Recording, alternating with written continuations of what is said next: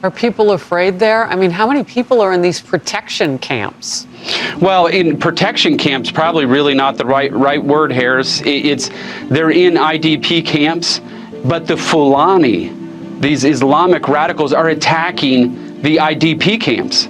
They're attacking them in the camp. This is not merely a Fulani problem. It's bigger than that. There are at least about 5-6 groups that we are reckoning with. It has a head in education.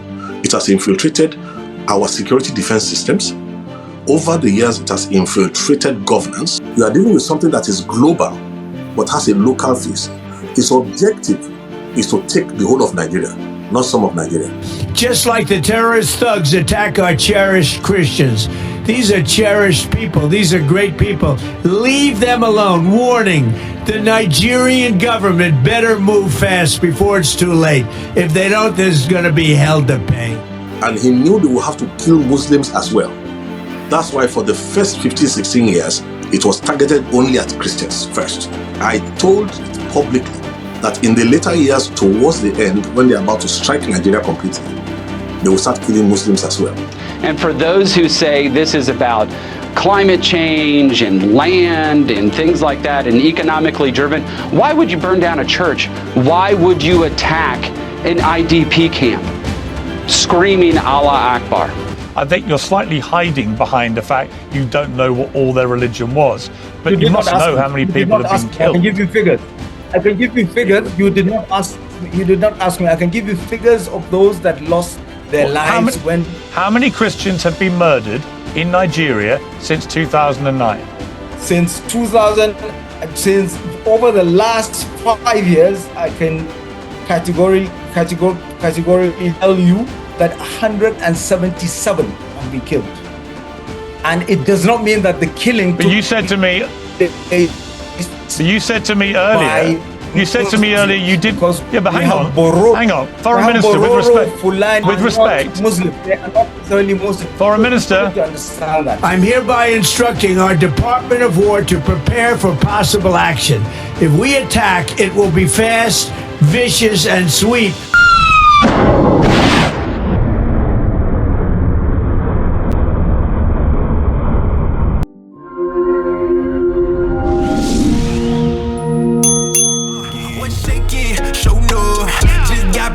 What's up? I'm too blessed, no love. I'm way up, I'm stuck. Feeling good tonight. I came out with the hood tonight. Wish one of y'all boys would tonight. Might just do a little jug tonight. Tryna get bad like ABC. Count digits like 1, 2, 3. Welcome to Dalu Unleashed, the no cap zone, the only show where we say it like it is. No filters, no apologies, and definitely no cap. This is episode 5. And in case you forgot, here we speak bold, we speak sharp, and we call out the madness no matter where it's coming from. While some people were still digesting jollof rice and Christmas chicken, terrorists in Nigeria were digesting something else: American air power.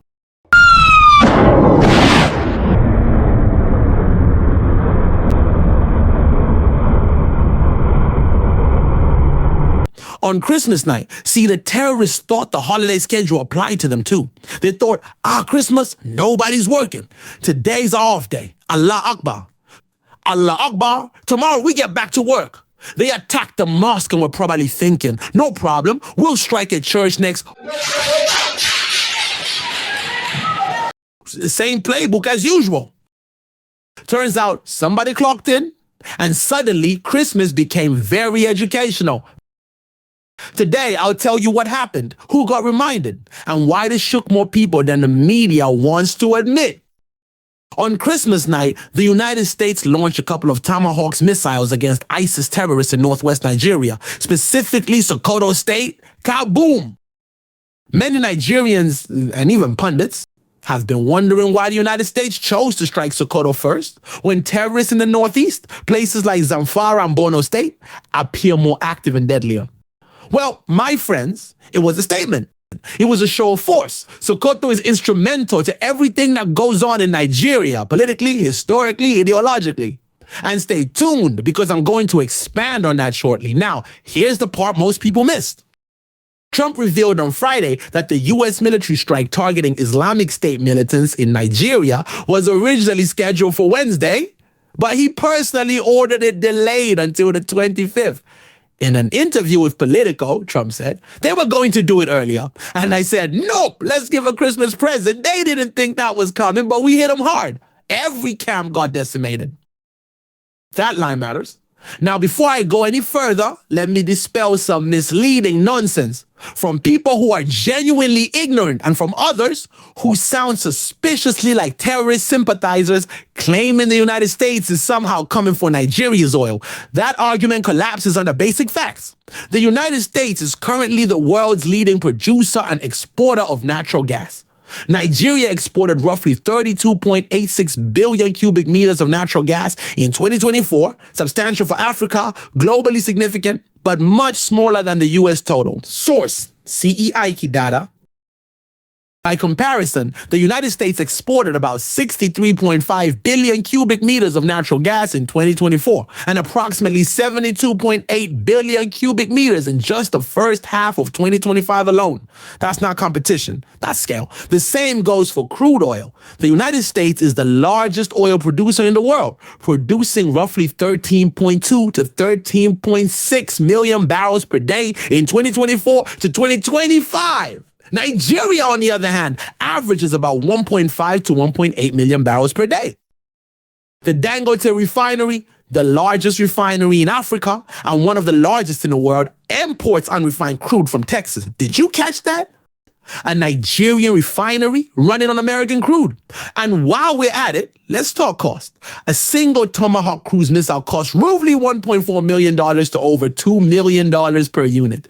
You don't spend tens of millions of dollars in precision munitions to steal oil from a country whose output you already dwarf. Now let me put it for you like this.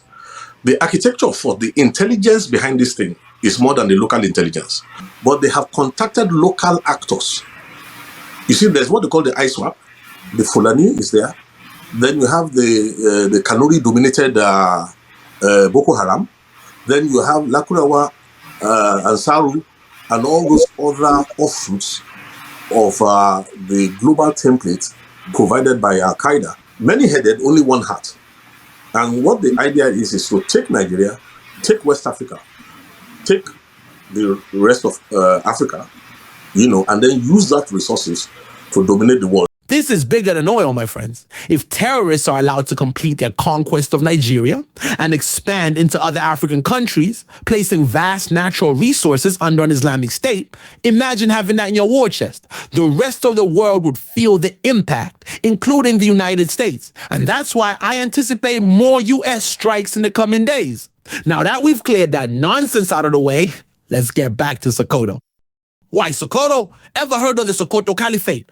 From 1804 to 1903, the Sokoto Caliphate was a powerful Sunni Muslim state in West Africa, the original Islamic state of the region, and one of the largest pre-colonial African empires. Founded by the Fulani scholar and so-called reformer Usman Dan Fadio, it emerged through a jihad after he declared war on what he considered un-Islamic Hausa rulers. For context, the Hausas are the real owners of the land. Isn't that exactly what his Fulani terrorist descendants are currently doing to the Middle Belt and other parts of Nigeria? History, they say, repeats itself, my friends. His forces, Fulani warrior scholars, or you could say terrorists and mobilized peasants, conquered Kano, Katsina, Zaria, and beyond, building an empire that ran one of the largest slave-based economies of the 19th century, with 1 to 2.5 million enslaved people. Many believe what we are seeing today is an attempt to re-establish a modern Sokoto Caliphate and then extend it beyond West Africa. This was not a rumor. This was confirmed. I told you it's a supremacist agenda that was designed to use Islam as a cover. That's why for the first 15, 16 years, it was targeted only at Christians first. I told publicly that in the later years, towards the end, when they're about to strike Nigeria completely, they will start killing Muslims as well. So I said that about 10 years ago. You are dealing with something that is global, but has a local face. Its objective is to take the whole of Nigeria. not some of Nigeria. Now, it's going to use Islam and the Sharia to take Nigeria. I think that it's very clear what the answer is there, right? They're trying to erase the Christians in Benue State and around Nigeria from their ancestral homeland. Yeah, and some kind of bizarre caliphate, I would imagine, is part of the plan too. An intelligence created by Al-Qaeda between 1991 and 1996, Osama bin Laden was in Sudan, perfecting the model of how to globalize terrorism and rule the world with Sharia. And he knew they would have to kill Muslims as well. So what we're dealing with is bigger than just a religious problem. It's a supremacist agenda covering its face with the Islamic religion. At the direction of Donald Trump, U.S. Africa Command carried out precision strikes in coordination with Nigerian authorities. Yeah, like the Nigerian government really had a choice. At this point, I think they are just tagging along. Surveillance and reconnaissance flights identified the targets. Intelligence was shared. And when the order came, multiple strikes, direct hits, no press conference gymnastics. They said it was done in coordination with Nigerian authorities. Yeah, coordination. Let's be honest. At this point, I seriously doubt the United States is sharing real intelligence with the Nigerian government. And frankly, I wouldn't share even a joke with that government either. Not a laugh, not a meme, nothing. You don't hand sensitive intel to a system accused of leaks, sabotage, and terrorists hiding in plain sight, and you'll understand exactly why later in this episode. That's not partnership. That's negligence. What likely happened was simple. The U.S. identified the targets, made the decision, and informed Abuja after the fact, not before, or maybe 5 minutes before, if you believe the Nigerian foreign minister. Even before the strike was carried out, I had a 19-minute phone call with Secretary of State, U.S. Secretary of State Marco Rubio, after which I discussed with President Tinubu, and I later spoke again to President Tinubu. He gave the go-ahead, and then Marco Rubio called me once more for a 5-minute discussion, and subsequently the attacks were carried out. Let's be honest, this didn't start yesterday. This didn't start last month. Christians in Nigeria have been hunted for years, villages burned, churches attacked, worshippers kidnapped, children abducted from schools. And what did Abuja do? They explained it away. They downplayed it. They called it farmer-herder clashes. Sometimes they even blamed global warming. Then people ask the obvious question, how is it a farmer-herder clash when only the farmers are dying and the Fulani herders keep walking away armed? President Bola Tinubu and his government insisted. Nothing to see here. No religious targeting. Never mind that both the president and vice president are Muslims. They claim more Muslims were being killed than Christians. Right? Because burning churches and killing Christians while shouting Allahu Akbar apparently has no religious meaning now. Just misunderstandings. Meanwhile, the bodies kept piling up. There are long-standing accusations from local communities and human rights groups, including Genocide Watch, that the Nigerian military responds slowly to Fulani militia attacks. Local defense groups are disarmed. Some villages are allegedly cleared out minutes before attacks. What do I mean by this last statement? There are allegations that the military leaves their station a few minutes before the terrorists strike to avoid engagement, or are simply instructed not to interfere. There are also allegations tied to Operation Safe Corridor, where so-called repentant Boko Haram fighters are rehabilitated and, in some cases, reportedly absorbed into the military. Yes, former terrorists. In uniform, some soldiers have openly said men who killed their colleagues are now serving beside them. No wonder there are leaks. No wonder there's sabotage. A brigadier general was recently isolated during an attack, and while coordinating for air rescue on the phone, he was captured by the terrorists before help arrived. He was eventually executed by the terrorists in a video posted on social media. Many in Nigeria believe his coordinates were leaked. Then there's the Sokoto case. The terrorist mastermind of the 2011 Christmas Day church bombing in Madala, Niger State, was found hiding at the Borno State Governor's Lodge in Abuja. At the time, Shettima, now vice president, was governor of Borno State. Folks, make that make sense. Make that make sense, folks. At the time, Shettima, now vice president, was governor of Borno State. Then there's Bello Mohammed Matawalai, former governor of Zamfara state, now Minister of State for Defense, who has faced persistent allegations of ties to bandit leaders. These allegations don't come from nowhere. According to sources that include Daurida Lawal, the current governor of Zamfara state and a former senior aide to Matawale, along with local groups, Matawale is accused of providing vehicles, cash, and logistical support to notorious bandit leaders like Bello Turji and Kachala Halilu during his tenure as governor from 2019 to 2023. And the man who publicly accused him, the sitting governor, is right there to testify if called upon. But is Matawale charged? No. Convicted? No. So the real question is simple. Who exactly is going to charge him? And I want to speak without a shred of doubt right now that what Nigeria is dealing with, it is both an ancient and a modern problem. And it is bigger, including religion, but bigger than religion. This is not an Usman Dan Fadio narrative. It's a more modern, more deadly, more intelligent hydra, a supremacist agenda that was perfected by Osama bin Laden when he globalized the global resurgence of religious terrorism. This is not merely a Fulani problem. It's bigger than that. There are at least about 5-6 groups that we are reckoning with. It has a head in education. It has infiltrated our security defense systems. Over the years, it has infiltrated governance. It has infiltrated media.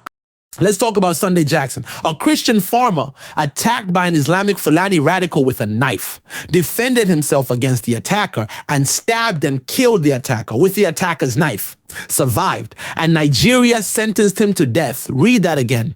Not the attacker, the victim. Then last month, Trump labeled Nigeria a country of particular concern. That wasn't diplomacy. That was a warning shot. He said plainly, if the slaughter of Christians doesn't stop, they will be held to pay. If the Nigerian government continues to allow the killing of Christians, the USA will immediately stop all aid and assistance to Nigeria. We're going to do things to Nigeria that Nigeria is not going to be happy about and may very well go into that now disgraced country, guns are blazing, to completely wipe out the Islamic terrorists who are committing these horrible, horrible atrocities. I'm hereby instructing our Department of War to prepare for possible action. If we attack, it will be fast, vicious, and sweet, just like the terrorist thugs attack our cherished Christians. These are cherished people. These are great people. Leave them alone. Warning, the Nigerian government better move fast before it's too late. If they don't, there's going to be hell to pay. Shout out to Senator Ted Cruz, who started the initiative. Then Trump directed Rep. Riley Moore to investigate. Following Donald Trump's warnings, the Nigerian government moved fast to de-escalate, not by fixing the problem, but by reframing it. First, Nigeria said it was exaggerated. Then, a delegation rushed to Washington, full damage control mode. Let me digress for a second. Rumor has it that the Nigerian president, Bola Tinubu, has been actively avoiding President Trump, apparently worried Trump would embarrass him the same way he embarrassed the South African president. So a face-to-face meeting, out of the question. That's also why Tinubu conveniently skipped the UN General Assembly. Instead, Nigeria sent a high-level delegation led by Nuhu Ribadu, the national security advisor, a Muslim, to assure U.S. officials that this was not a Christian genocide.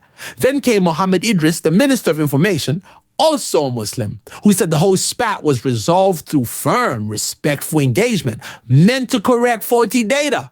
Faulty data? That's the same man who went on Piers Morgan Uncensored and pretended he was giving the world real numbers.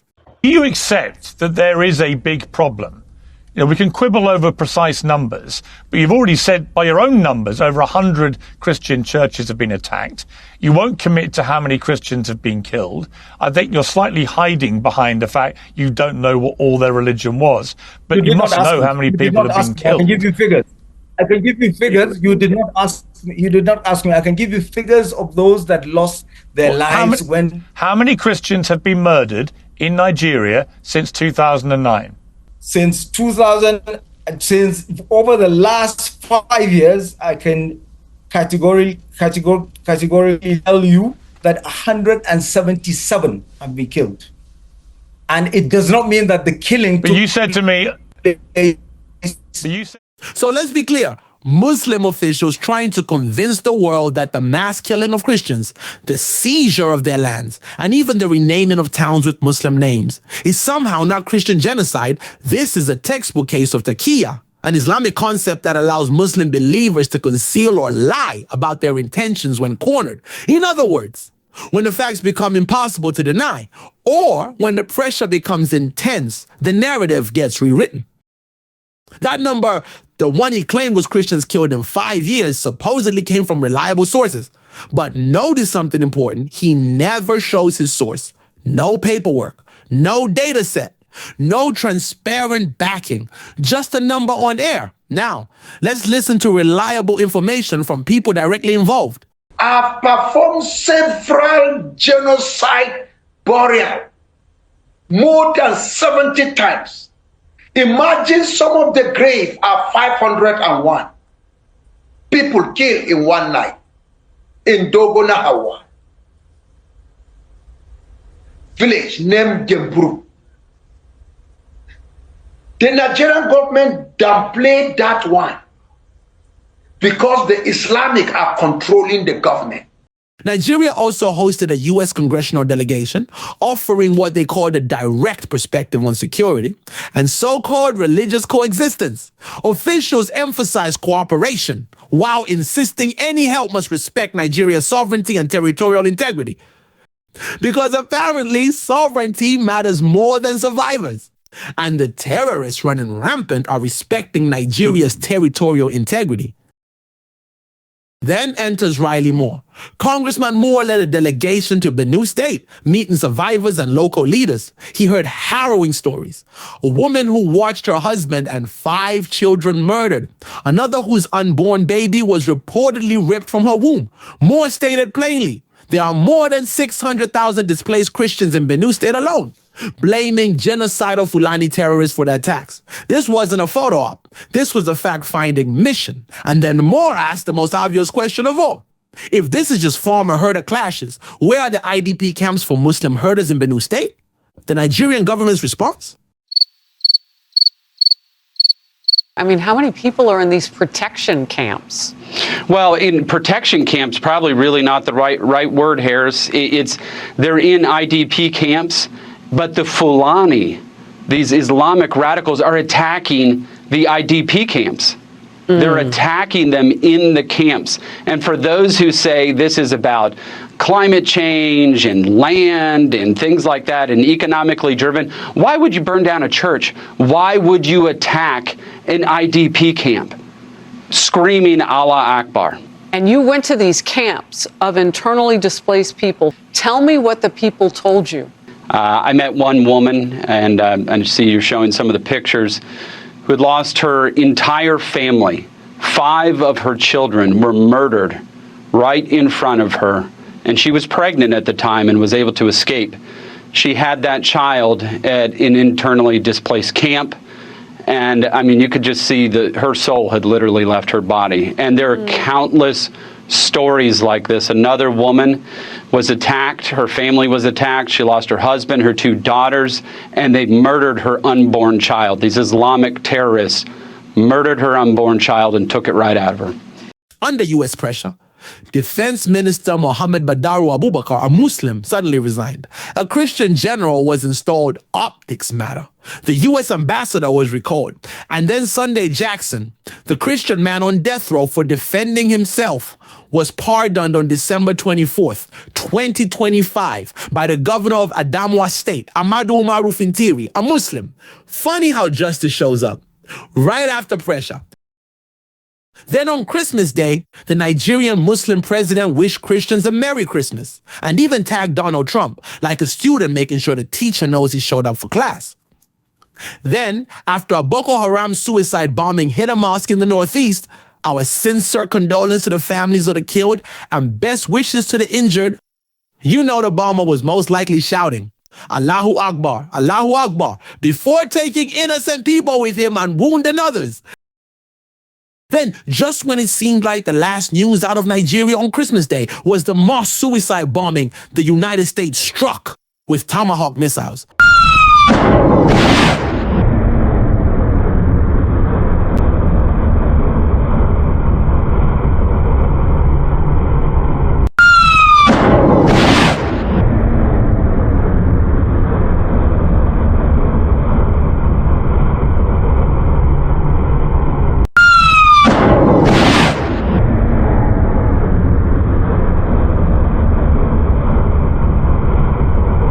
Donald Trump wrote on his official Truth Social account. Tonight, at my direction as Commander-in-Chief, the United States launched a powerful and deadly strike against ISIS terrorist scum in northwest Nigeria, who have been targeting and viciously killing primarily innocent Christians at levels not seen for many years and even centuries. I have previously warned these terrorists that if they did not stop the slaughtering of Christians, there would be hell to pay. And tonight, there was. The Department of War executed numerous perfect strikes, as only the United States is capable of doing. Under my leadership, our country will not allow radical Islamic terrorism to prosper. May God bless our military, and Merry Christmas to all, including the dead terrorists, of which there will be many more if the slaughter of Christians continues. Secretary of Defense Pete Hegseth confirmed it. The U.S. African Command followed suit. Even the disgraced Nigerian government suddenly claimed cooperation. A classic case of if you can't beat them, join them. One strike doesn't fix Nigeria, but it proves something uncomfortable. Nigeria doesn't lack soldiers. Nigeria lacks permission to win. For years, the government explained the violence away. For one night, somebody explained it with force. Terrorists understand one language, and on Christmas night, they got the translation. Nigeria doesn't need sympathy. Nigeria needs leadership. This is Dalu Unleashed. No cap. See you in the next one.